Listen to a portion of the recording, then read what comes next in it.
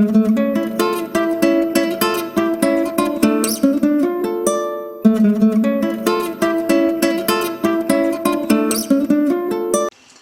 friends, welcome to our channel.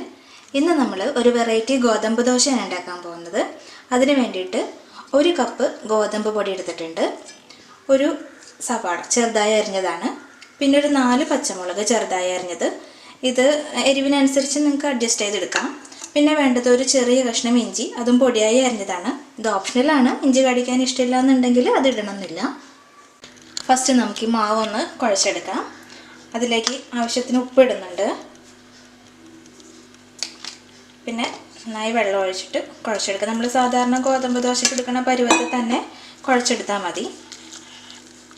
മാവ് അവിടെ കുഴച്ച് റെഡിയാക്കി വെച്ചിട്ടുണ്ട്. ഇനി നമുക്ക് നമ്മുടെ ഇഞ്ചിയും പച്ചമുളകും എല്ലാം കൂടെ ഒന്ന് വഴറ്റിയെടുക്കണം. സവാള എല്ലാം ഇട്ടിട്ട് എണ്ണ നന്നായി ചൂടായി വന്നിട്ടുണ്ട്. ഇതിലേക്ക് നമുക്ക് കുറച്ച് കടുക് ഇട്ട് കൊടുക്കാം.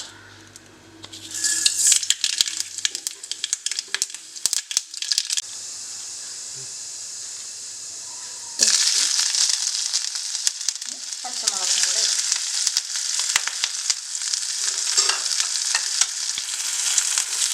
പച്ചമുളക് നല്ലോണം ഒന്ന് വഴണ്ട് വരികയാണെന്നുണ്ടെങ്കിൽ അധികം എരിവില്ല, അങ്ങനെ കടിക്കില്ല.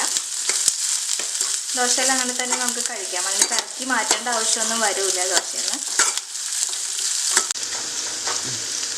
ഇനി നമുക്ക് സവാളയും കൂടി ഇട്ട് നല്ലോണം ഒന്ന് വഴറ്റിയെടുക്കാം. കരിഞ്ഞു പോകരുത്, അതൊക്കെ ഒന്ന് വഴറ്റിയെടുക്കാം. ഈ സമയത്ത് നമുക്ക് വേണമെങ്കിൽ കുറച്ച് ഉപ്പും കൂടി ചേർത്ത് കൊടുക്കാം കേട്ടോ.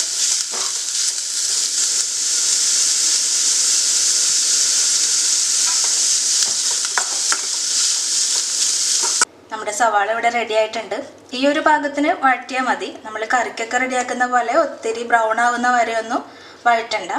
ഇനി ഇത് നമുക്ക് മാവിലേക്ക് മിക്സ് ചെയ്യാം.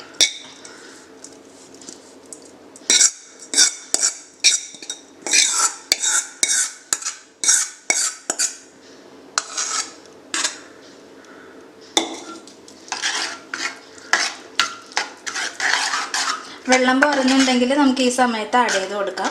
അപ്പോൾ ഉപ്പും കൂടി ഒന്ന് അന്നേരത്തൊന്ന് നോക്കണം.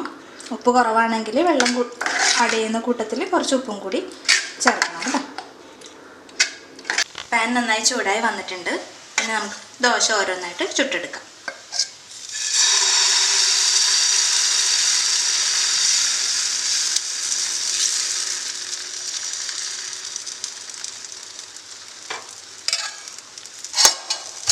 കുറച്ചൊന്ന് എണ്ണ അതിന് മേലെ തൂവി കൊടുക്കണം.